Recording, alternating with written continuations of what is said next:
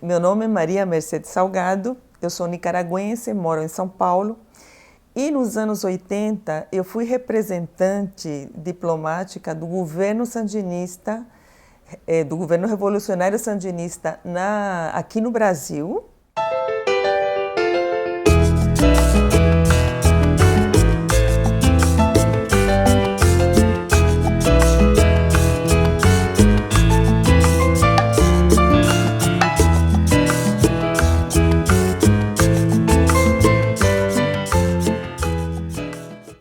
Atualmente estou fazendo um doutorado na sociologia, no Departamento de Sociologia da Universidade de São Paulo sobre a Nicarágua e os movimentos revolucionários ocorridos na década de 80 e atualmente. Queria muito agradecer ao Instituto Federal do Ceará e ao Centro de Estudos Latino-Americanos pela oportunidade na pessoa do professor Aquiles Chaves.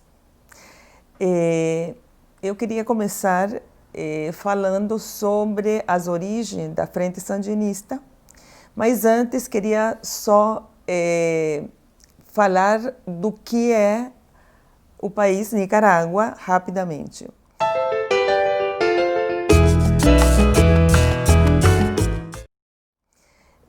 A Nicarágua é um pequeno país da América Central, cuja população atual é de 6 milhões de habitantes, ou seja, o Brasil é muitas vezes a Nicarágua, e um território pequeno, acho que perto do tamanho do território do Amapá, que está situado entre os dois oceanos, o Atlântico e o Pacífico.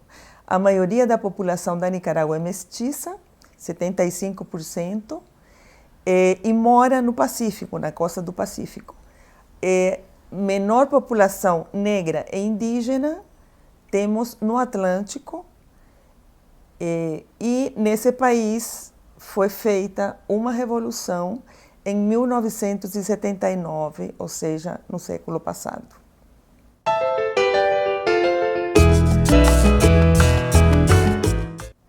As revoluções são eventos raros. Na América Latina teve 3, uma no México, no início do século, outra em Cuba, em 1959, e 20 anos depois a Revolução Popular Sandinista, nomeada assim pela influência, pelo seu fundador, Carlos Fonseca, e pela influência de duas correntes, vamos dizer assim. Uma é o marxismo revolucionário da Revolução Cubana, e a segunda grande influência é o sandinismo, ou seja, um movimento que aconteceu nos anos 30, liderado por Augusto Sandino, e que se voltou contra a ocupação do território nicaragüense pelos fuzileiros navais norte-americanos, que permaneceram lá por mais de 20 anos. Esse movimento conseguiu expulsar a ocupação norte-americana e, posteriormente, quando eles saíram, eles mesmos fundaram a Guarda Nacional, que é um exército que tem as funções de exército e polícia ao mesmo tempo, e nomearam à frente de comandante em chefe o primeiro Somoza, ou seja, Anastácio Somoza Garcia. Uma vez que Sandino abandonou as armas, foi assassinado a mando do primeiro Somoza, e aqui começa a história do Somoza na Nicarágua.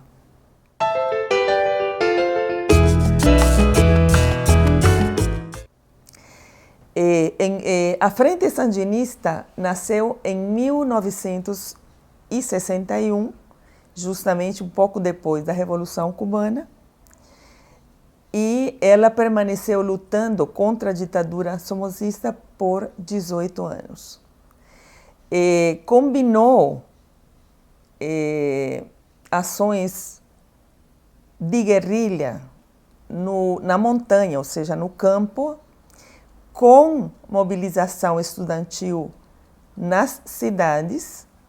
Também combinou ações de grande envergadura político-militares com ocupações de igrejas e combinou também a formação de uma frente, de uma coalizão multiclassista e a insurreição popular nas cidades para derrubar uma dinastia que já tinha 43 anos no poder.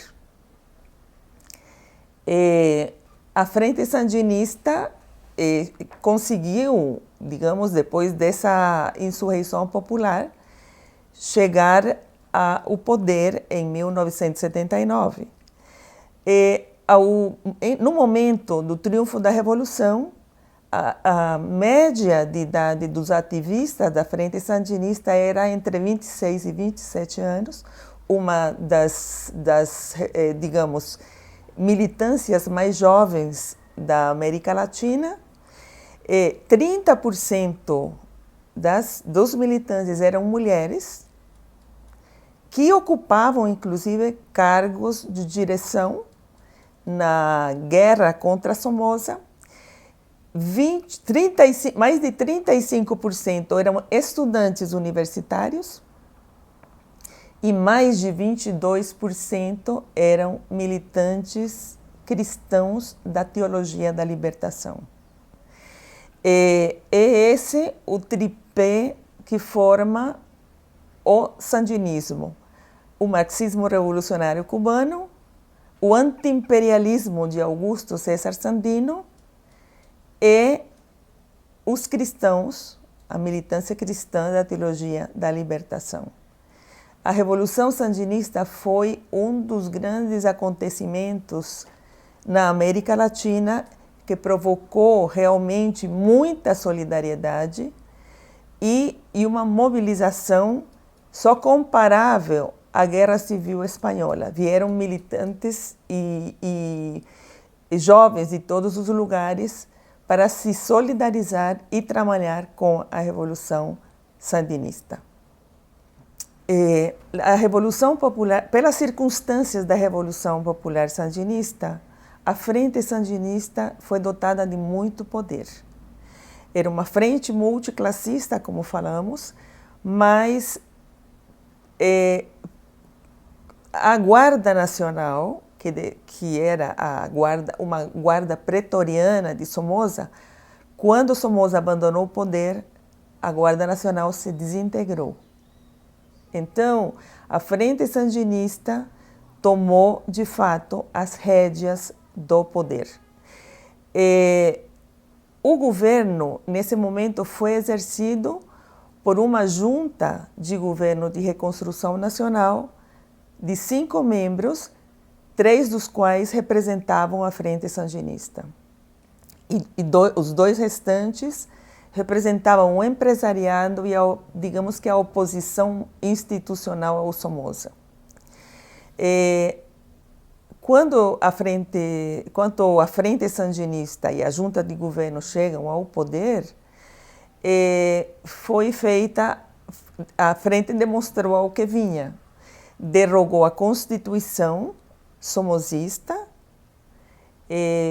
derrogou também a Guarda Nacional, né, de Somoza, o poder legislativo, e substituiu pela junta de governo por uma Constituição que vai ser trabalhada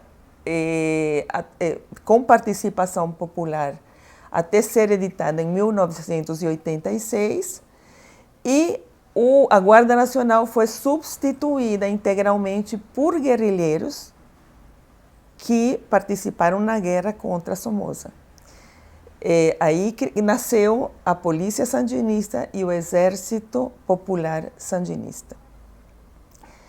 Passados, no primeiro ano da Revolução, de fato, a Frente Sandinista tomou as rédeas do poder, ocupando os principais cargos do Estado. 7 ministérios eram ocupados pelos comandantes da Revolução, que era uma direção colegiada da Frente Sandinista no poder. O Legislativo foi substituído pelo Conselho de Estado. O Conselho de Estado era a representação de partidos políticos afins à Revolução, das organizações sindicais e populares, igreja, universidade, principalmente, e justamente a maioria desse Conselho de Estado era de tendência sandinista. Justamente no primeiro ano, começaram também as grandes campanhas nacionais, grandes campanhas pela saúde e pela educação.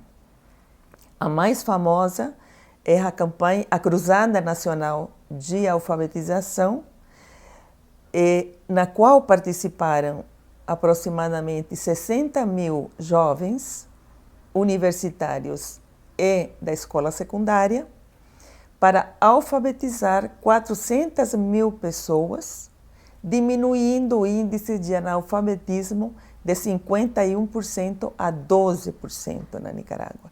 Foi uma grande mobilização nacional que mereceu, inclusive, prêmios da Unesco em nível internacional. Destaco que o método Paulo Freire foi usado durante a Cruzada Nacional de Alfabetização. Também, já outra grande, contribuição da Revolução Popular Sandinista foi a organização da população em diversas associações. Na época do Somoza, eram muito pouquinhas as organizações que existiam. Aqui foram não só incentivadas as que já existiam, como também foram criadas muitas organizações novas de mulheres, de jovens, de camponeses, de operários, enfim, de toda uma gama de organizações populares. E autores citam que no final da década de 80, aproximadamente 500 mil pessoas num país de 3.600.000 habitantes à época estavam mobilizadas em organizações populares. Então, todos os autores coincidem em que uma das grandes contribuições foi a mobilização popular através de associações civis. Mas essas associações civis também cresceram no amparo da Frente Sandinista. E elas eram tuteladas, na verdade, pela Frente Sandinista na época. A organização da população tinha tríplice finalidade, né? Uma, resolver problemas locais da população. A segunda, a defesa militar da Revolução Popular Sandinista. E terceiro, ao aumento de número de militantes do próprio partido Frente Sandinista. Logo, um ator muito importante na América Central, em toda a sua história, são os Estados Unidos. Justamente nas eleições de 1980, ou seja, um ano posterior ao triunfo da Revolução, os ares vindos dos Estados Unidos mudaram. Ronald Reagan, do Partido Republicano, ganhou as eleições e bateu Jimmy Carter, democrata. Quando Reagan ascendeu ao poder, começou a era Reagan ou a guerra de baixa intensidade para derrubar o governo sandinista. Essa foram usadas, a guerra de baixa intensidade começou logo em 1981 e finalizou praticamente em 1987 para 88, quando teve os acordos de paz na América Central. O foco da política externa durante esse período foi a América Central, porque os Estados Unidos não podiam permitir outra Cuba acontecendo na Nicarágua, como também não podiam se desenvolver mais os conflitos que já os países de El Salvador e a Guatemala viviam com ditaduras militares enfrentando movimentos revolucionários. A política de Reagan para a América Central, então, foi derrubar o governo sandinista e ajudar as ditaduras militares de El Salvador e a Guatemala contra os movimentos populares à época. Essa guerra de baixa intensidade, que começou logo, teve várias ações de tipo diplomático, político, militar, social, enfim. Uma delas foi a intervenção militar da Contra-Revolução, conhecida como Contra, com o nome genérico de Contra, na Nicarágua. O governo norte-americano aprovou ajuda para que guardas nacionais da época de Somoza, que tinham se refugiado no território vizinho de Honduras, fizessem uma guerra contra o governo sandinista. Essa contra foi formada, incentivada, financiada pelos Estados Unidos, e o governo sandinista teve, então, que assumir a defesa militar da Revolução. Nesse momento, enquanto mais ia se intensificando a guerra, a mobilização armada na Nicarágua se intensificava também. E nesse período, então, começou uma guerra que envolveu jovens de 16 anos em diante com um serviço militar patriótico, onde eles eram obrigados a ir à guerra. Então, não só foi o exército que combateu, mas as milícias populares que enfrentaram os ataques militares da Contra-Revolução. Esse fato prejudicou o desenvolvimento do país. Nesse período, não só se perdeu, foram vítimas, mais de 60 mil pessoas vítimas da guerra, mas morreram, além dos 50 mil nicaragüenses que tinham morrido na guerra contra Somoza, 30 mil morreram nesse ataque do governo norte-americano à Nicarágua. Podemos imaginar como a economia degringolou, além de ter recebido um país detonado pela guerra, essa nova guerra desviou recursos para a ação militar que poderiam ter sido utilizados no desenvolvimento do país. No final da década de 80, a Nicarágua estava numa situação econômica sufocante. Além dos problemas da guerra, tinha, evidentemente, erros internos de governo, mas que, na minha avaliação, eram menores do que o efeito da guerra de baixa intensidade do governo norte-americano. No final dos anos 80, o governo da Nicarágua entrou numa ação contra o governo norte-americano na Corte de Haia e argumentou que tinha Nicarágua perdido 17 bilhões de dólares. Essa ação foi ganha pela Nicarágua, mas nunca reconhecida pelos Estados Unidos e, portanto, ficou por isso mesmo.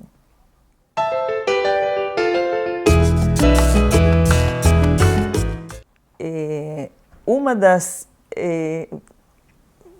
realizações importantes da Frente Sandinista foi a elaboração de uma Constituição promulgada em 1986, com uma ampla discussão de organizações populares e sindicais e de todo tipo, né, que participaram nessa elaboração. Além digamos, do incremento da organização popular da que falamos antes. Dois processos eleitorais foram realizados durante a década da Revolução Sandinista. O primeiro em 1984, em que foi lançado como candidato à presidência o comandante da Revolução, Daniel Ortega, e como vice-presidente, o escritor Sérgio Ramírez. Eles ganharam por 3/4 dos votos as eleições, e a segunda eleição foi realizada em 1980. Justamente eleições antecipadas em razão da pressão internacional, principalmente dos países da social-democracia europeia que apoiavam a Revolução, mas que também exigiam eleições, e para diminuir, digamos, também a pressão norte-americana do governo de Ronald Reagan. Nas eleições de 1980, com uma economia amplamente desgastada, com, digamos, militar e politicamente um desgaste também grande das famílias, da juventude em razão da guerra, e as eleições, Daniel Ortega concorreu à reeleição junto com o Sérgio Ramírez, e do lado da oposição se formou uma coalizão de partidos opositores apoiados justamente pelos Estados Unidos. No processo eleitoral, à frente, todas as enquetes de opinião favoreciam a Frente Sandinista. No entanto, o resultado foi surpresivo para todos. A Frente Sandinista perdeu as eleições de fevereiro de 1980. Eleições que foram supervisionadas internacionalmente por várias organizações e organismos internacionais, e a Frente resolveu, apesar de que seu poder provinha digamos, de uma luta armada contra uma ditadura, perdeu num processo eleitoral e resolveu entregar o poder à coalizão de oposição, chamada UNO, na época. E desse processo, digamos, então, passou a governar 3 governos, né, em que a Frente também, Frente Sandinista, concorreu com eles, mas perdeu essas 3 eleições. No discurso de Daniel Ortega, quando perde as eleições em 1980, ele disse que a frente nasceu de baixo, ascendeu ao poder, mas que voltava para governar de baixo de novo, o que foi literalmente certo durante todos esses 3 governos que seguiram ao da Frente Sandinista. A Frente Sandinista, durante os anos da Revolução, era um partido vertical, hierárquico, com, digamos, uma militância muito numerosa, mas obediente ao diretório dos 9 comandantes da Revolução, a direção colegiada da Frente Sandinista. Quando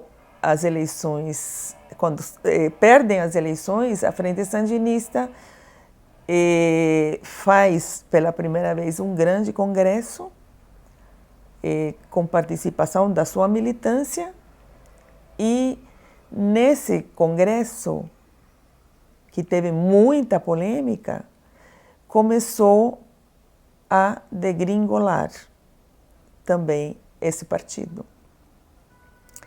Aliado ao fato de que, antes de entregar o poder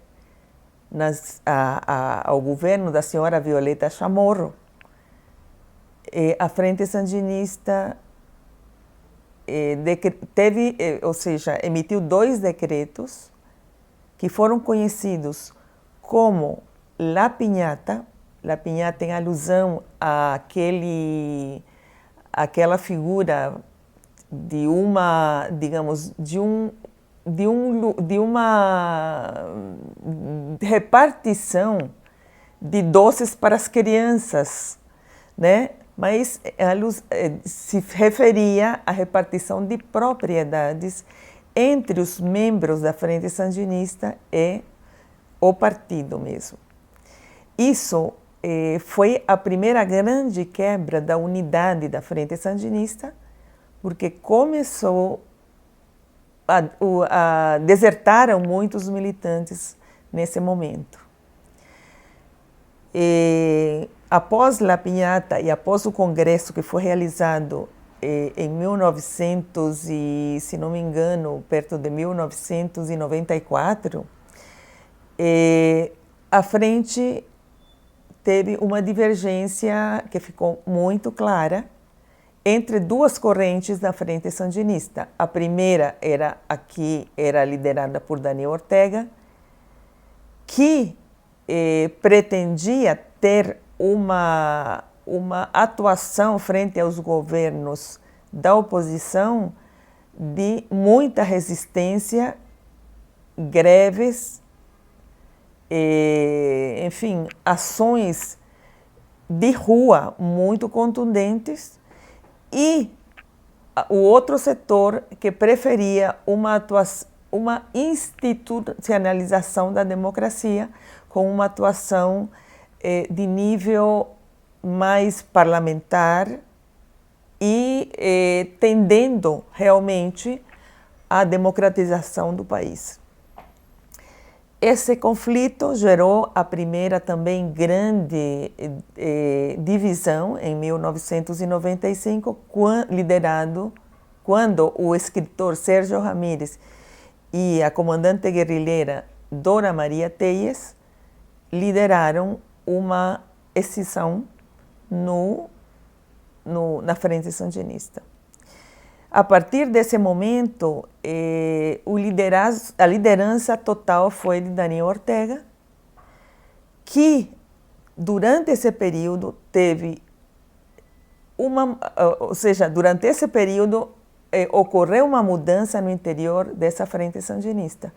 Passou de ser um partido de solidariedade para ser um partido de interesses.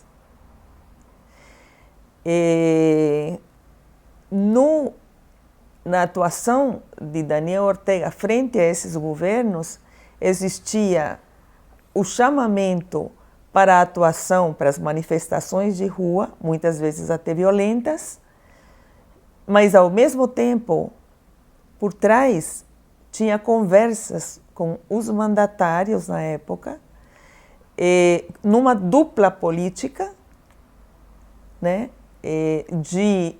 digamos, ao mesmo tempo de chamamento e contenção da militância.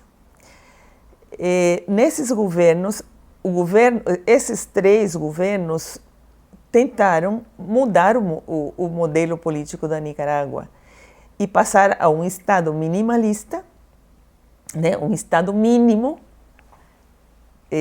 mudar, digamos, tentar o primeiro governo, sobretudo, coesionar o país, porque o país realmente, a partir da Revolução, ficou dividido entre sandinistas e antissandinistas. Durante esse período, então, Daniel Ortega, à frente da Frente Sandinista, levou o país, digamos, o conflito continuou, mas ele fez acordos governamentais com os governos de muita importância, principalmente olhando o interesse de voltar ao poder, já que nas eleições desses três períodos não conseguiu vencer. O acordo mais importante, que provocou também outra divisão na Frente Sandinista, então o grande acordo desse momento foi feito dos anos 2000, quando Daniel Ortega e Arnoldo Alemán, o presidente da época, sentaram para se repartir o poder, na verdade. Nesse momento, como a Frente Sandinista tinha um público, eleitores cativos de mais ou menos 38% da população, então o grande acordo foi que, em troca de apoio alemão, abria mão, o seu partido abria mão e concordava com mudar a lei eleitoral, que antes demandava mais de 50% dos votos para ganhar as eleições.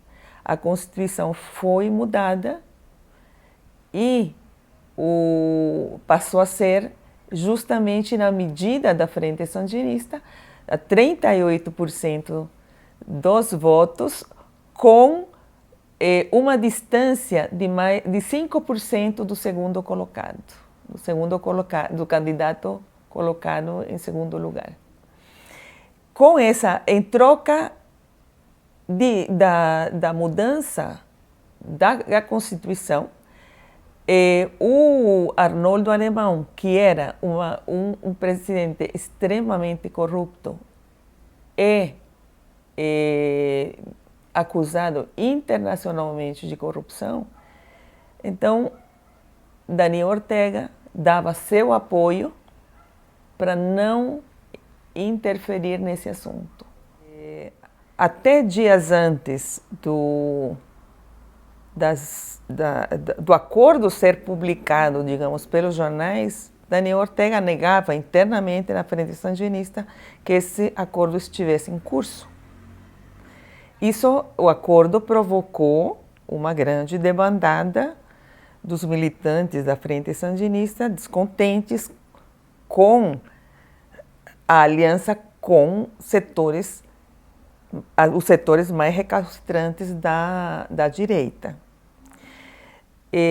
Quando Daniel Ortega, passadas essas três eleições em que Daniel Ortega concorreu, mas não ganhou, finalmente, em 2007, ganha as eleições, principalmente por dois fatores. Um é a mudança da lei eleitoral e o segundo é que o partido de Arnoldo Alemán, chamado Partido Liberal Constitucionalista, se dividiu ao meio e isso facilitou o triunfo da Frente Sandinista nas eleições.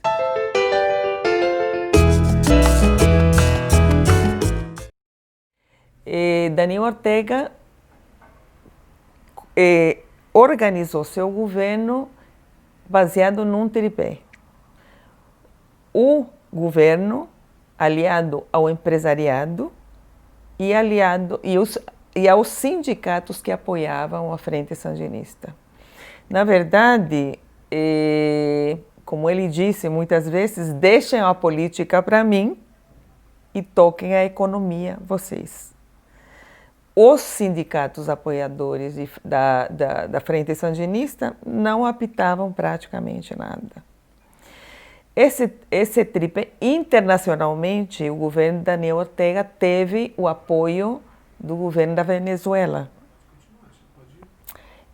O governo, então, recebeu apoio do governo do presidente Chávez da Venezuela durante todo esse período, ajuda que diminuiu nos últimos 2 anos por conta da situação difícil que a Venezuela vive. Todo o dinheiro que veio da Venezuela não veio para o orçamento nacional da Nicarágua. Foi para uma fundação, né, que é administrada pela família Ortega. Então, o diretor dessa fundação é o secretário-geral do Partido Frente Sandinista e um filho do Ortega é um dos administradores dessa fundação. Todos os nicaragüenses, todos os nicaragüenses criticamos esse desvio de dinheiro, porque de qualquer jeito somos nós que vamos pagar. A dívida não vai se apagar, saindo a família Ortega do poder. O governo, então, fez essa aliança com os empresários e, durante 3 períodos, se elegeu em 2007 e se reelegeu em 2 períodos mais. O mandato eleitoral na Nicarágua é de 5 anos. Então, na segunda eleição, ou seja, na reeleição, Daniel Ortega mudou de novo a Constituição que não permitia a reeleição para poder se perpetuar no poder. E no terceiro período, que começou em 2016, justamente por uma manobra da Justiça, argumentando o direito civil de ser eleito, foi candidato ao 3º mandato consecutivo, né, que vai terminar em 2021. Quem mais ganhou nesse período com o dinheiro e ajuda vinda da Venezuela foi o empresariado nacional e o governo. Programas pequenos, programas sociais pequenos foram implementados durante esses governos, mas o controle da população através de mecanismos de organização popular aconteceu naturalmente e todos os movimentos durante esse período, desde 2007, que se manifestaram contra o governo, sempre foram reprimidos pela polícia. Daniel Ortega chegou ao poder e cooptou todas as instituições e organizações, além de não existir na Nicarágua independência de poderes. A Assembleia Legislativa depende da Frente Sandinista, que é majoritária, e a Justiça, igualmente, se fala que não dá um passo sem a opinião de Daniel Ortega, portanto, não existe na Nicarágua uma democracia e uma independência de poderes. Por outro lado, as organizações populares começaram suas atividades em contra do governo, principalmente frente a dois fatos.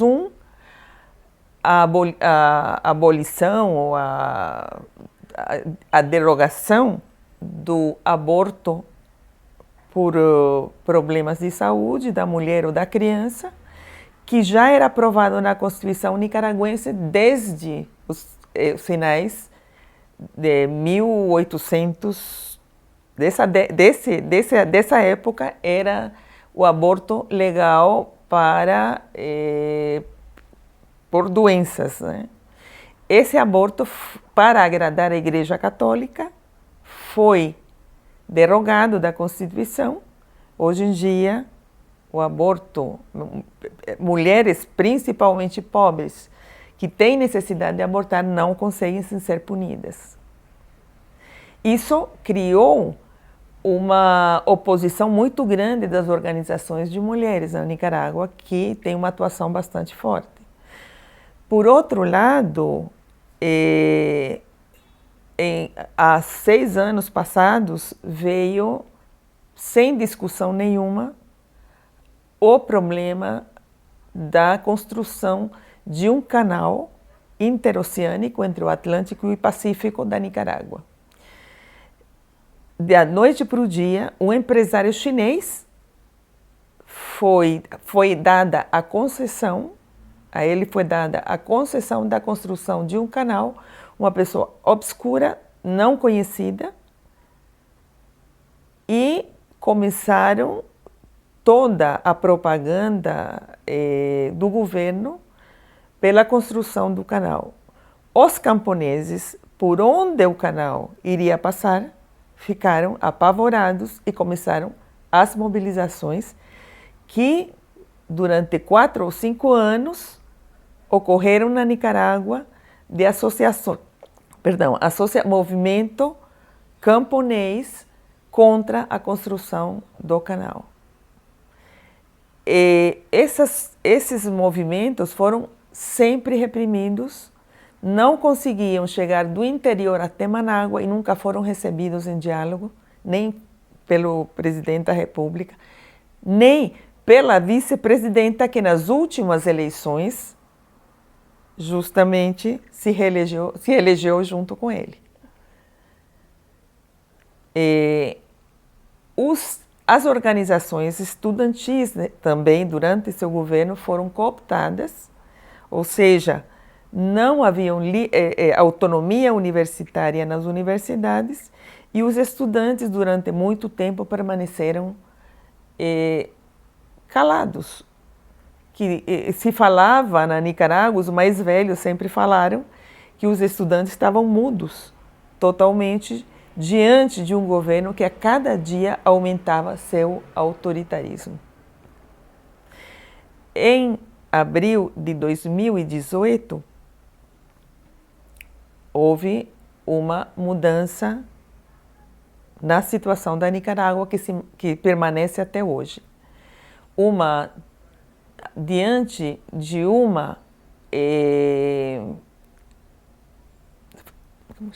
fogo numa parte de uma floresta muito importante na Nicarágua, a Reserva Florestal Índio Maíz, o governo não respondeu aos incêndios e os estudantes se revoltaram contra isso, querendo que o governo dissesse por que não apagava os incêndios.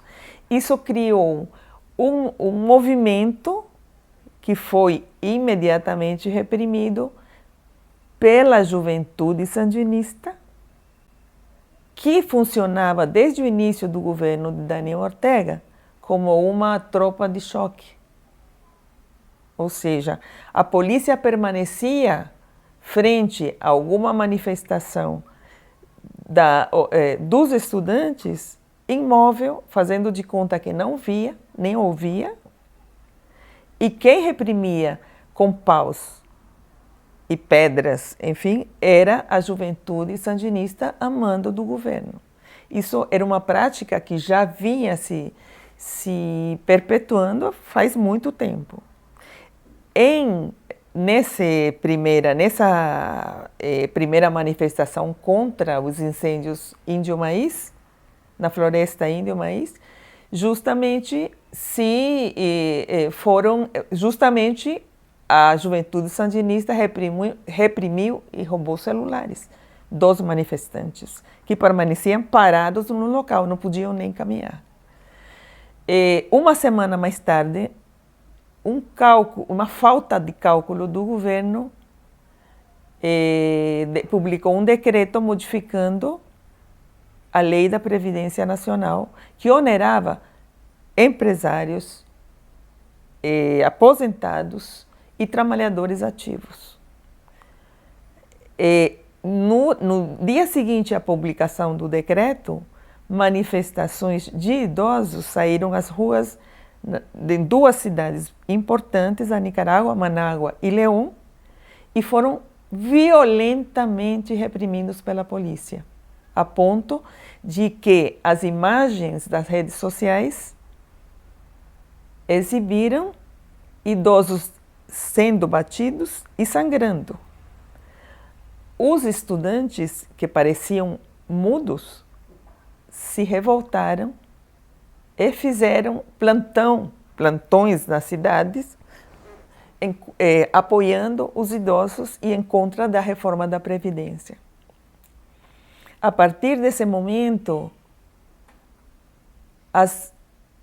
houve, da parte do governo de Daniel Ortega, uma tremenda repressão. Só no dia seguinte, morreram 3 ou 4 pessoas por atiradores que usavam fuzis de guerra.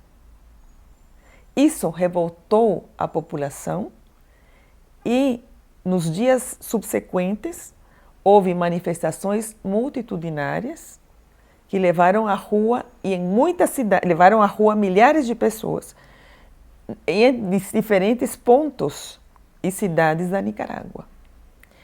Os camponeses que vinham reclamando contra a construção do canal interoceânico se mobilizaram também, apoiando os estudantes, e a população em geral começou a se revoltar. Então teve uma série de manifestações de rua durante os meses de abril até outubro de 2018, quando de fato os canais foram fechados pelo governo. Os canais de manifestação foram fechados pelo governo. Não houve mais possibilidade das pessoas se manifestarem, restringindo o direito, ou seja, controlando totalmente os manifestantes e o direito de reunião e organização. Nas primeiras conversas com a oposição se uniu, chamada pela Igreja Católica, que também já vinha se opondo ao governo, o equivalente à CNBB do Brasil, ou seja, a Conferência de Bispos da Nicarágua, já vinha criticando o governo de Daniel Ortega e Rosário Murillo por todos os abusos que cometiam contra a população. Então, a Igreja chamou para um diálogo nacional ao que o presidente, vice-presidente e seus ministros assistiram. E nesse diálogo, que não foi um diálogo, no final, se acordou que fosse chamada a Comissão Interamericana de Direitos Humanos e a OEA na Nicarágua.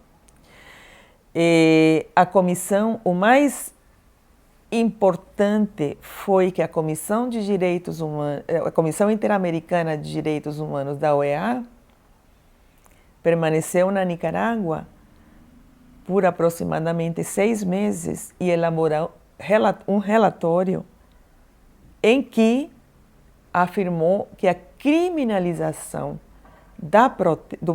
dos protestos na Nicarágua tinham assassinado 365 pessoas durante as manifestações populares. Polícia e paramilitares atiraram na população, assassinando, hoje em dia são contabilizadas pela comissão 368 pessoas, a maioria delas jovens, incluindo crianças de colo e adolescentes da escola secundária, que apenas apoiavam os estudantes universitários levando água e alimentos. Desse relatório da Comissão Interamericana de Direitos Humanos, temos aproximadamente 2.000 feridos, além dos mortos. E como está acontecendo no Chile atualmente, muitas pessoas perderam a vista, os olhos, por bombas de efeito, né? Bombas atiradas contra manifestantes. E, atualmente, temos aproximadamente 80.000 nicaragüenses refugiados no exterior. A maioria deles na Costa Rica. Bom, desde 2018 ao momento, a Nicarágua teve uma debacle econômica. Vinha crescendo no governo Daniel Ortega a 4,5% ao ano, e com toda a ajuda da Venezuela e por esse acordo entre o governo e o empresariado, é um país em crescimento, não diria em desenvolvimento, mas atualmente, com toda a crise vivida pela Nicarágua, o ano de 2019 ela decresceu menos 5%, e a previsão é que, mesmo havendo um acordo político entre o governo e a oposição, que pede eleições antecipadas, as eleições seriam em 2021, e pede eleições antecipadas para resolver a crise política, pede justiça para os assassinados e as vítimas da repressão governamental, e pede que seja permitido que os refugiados voltem ao país para expressar, como todos os que moram dentro, seu direito de manifestação e organização. O governo está aferrado ao poder, ou seja, anclado no poder, e já antecipou que não haverá antecipação das eleições. A cada dia o governo apresenta mais feições autoritárias, e já desde o ano passado podemos afirmar que a Nicarágua está vivendo numa ditadura de proporções enormes, porque se você for comparar com as mobilizações, por exemplo, do Chile, você não tem esse número de vítimas e esse número de assassinados num país de 6.100.000 habitantes. Na situação atual, tem uma grande coalizão da oposição que compreende estudantes, empresários, camponeses, intelectuais, grupos étnicos da Nicarágua contra o governo de Daniel Ortega. As perspectivas são de que, ou seja, a Nicarágua depende da mobilização dos seus cidadãos para poder retornar à democracia, e do apoio internacional de organismos que estão, de fato, reclamando, né, que o governo de Daniel Ortega converse com a oposição para resolver a situação crítica que o país vive. O FMI disse esses dias que a Nicarágua, mesmo retomando o diálogo e resolvendo a crise política com novas eleições, não retomará o crescimento econômico, senão até o ano de 2024. Essa é a situação atual. A gente sempre está pedindo solidariedade dos países contra a ditadura de Daniel Ortega e o Rosario Murillo, que infelizmente mudaram nesse andar todo, nesse período todo, de um partido, a Frente Sandinista ser um partido de solidariedade que realizou uma revolução, a ser uma ditadura, né? Um partido absolutamente de interesses e onde a repressão se tornou o tom de todos os dias.